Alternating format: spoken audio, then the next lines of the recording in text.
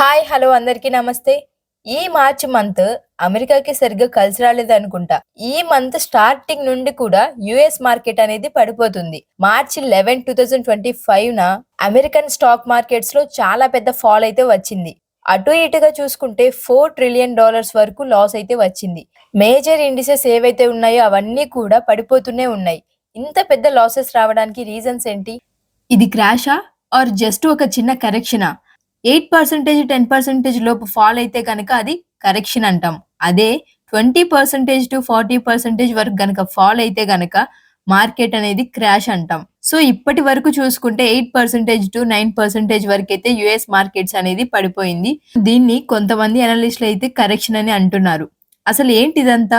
Donald Trump American ప్రెసిడెంట్‌గా వచ్చాక America ఎకానమీలో చాలా చేంజెస్ అయితే వచ్చాయి. అండ్ ఆల్సో చాలా మంది ఇన్వెస్టర్స్ పెరిగారు. స్టాక్ మార్కెట్స్ ఒక్కసారిగా రైజ్ అయ్యాయి. సో, అది ఇప్పుడు కరెక్ట్ అయ్యి మార్కెట్స్ కొంచెం డౌన్ అయ్యాయి అంటున్నారు కొంతమంది అనలిస్ట్. అయితే సడెన్‌గా ఈ 3, 4 డేస్‌లోనే మరీ ఇంతలా మార్కెట్స్ అనేవి ఎందుకు పడిపోయాయి?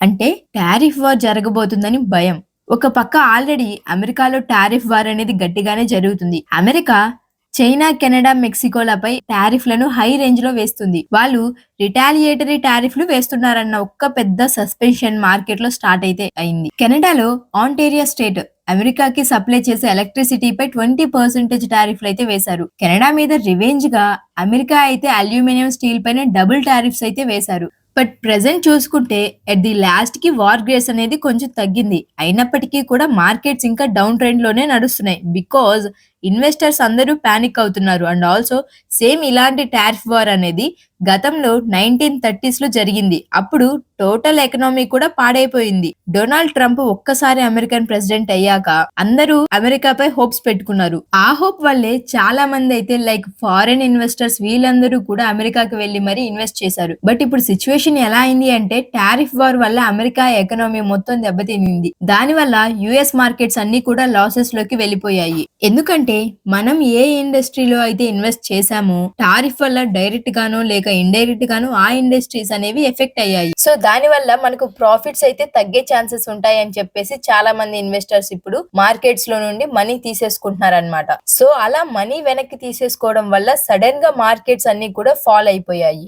జనరల్ గా ఇంతకు ముందు చూసుకుంటే అమెరికాలో స్టాక్ మార్కెట్స్ కనుక క్రాష్ అయితే వరల్డ్ వైడ్ గా కూడా మెయిన్ గా డెవలప్డ్ కంట్రీస్ ఏవైతే ఉంటాయో అవి కూడా క్రాష్ అవుతాయి.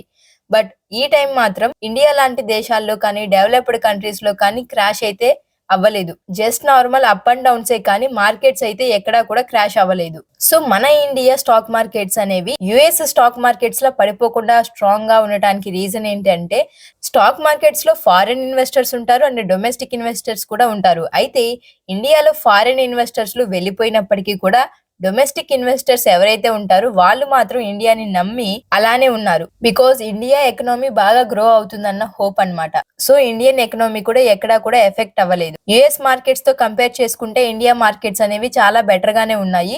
యుఎస్ మార్కెట్ ఫాల్ అనేది ఇండియా మార్కెట్స్ మీద ఎటువంటి ఎఫెక్ట్ అయితే పడలేదు. సో మళ్ళీ ఎక్కడ 1930లో జరిగినట్లుగా టారిఫ్ వార్ జరిగి టోటల్ ఎకనామీ పాడైపోయే ఛాన్సెస్ ఉంటాయేమో అని ముందుగానే ఇన్వెస్టర్స్ పానిక్ అవుతున్నారు. దాని వల్లనే యుఎస్ మార్కెట్స్ లో $4 ట్రిలియన్ అయితే పడిపోయింది. సబ్స్క్రైబ్ చేసుకోవడం అయితే మర్చిపోకండి. కంటెంట్ నచ్చితే లైక్ చేసి మీ ఫ్రెండ్స్ అండ్ ఫ్యామిలీస్ కూడా షేర్ చేయండి. Thanks for watching.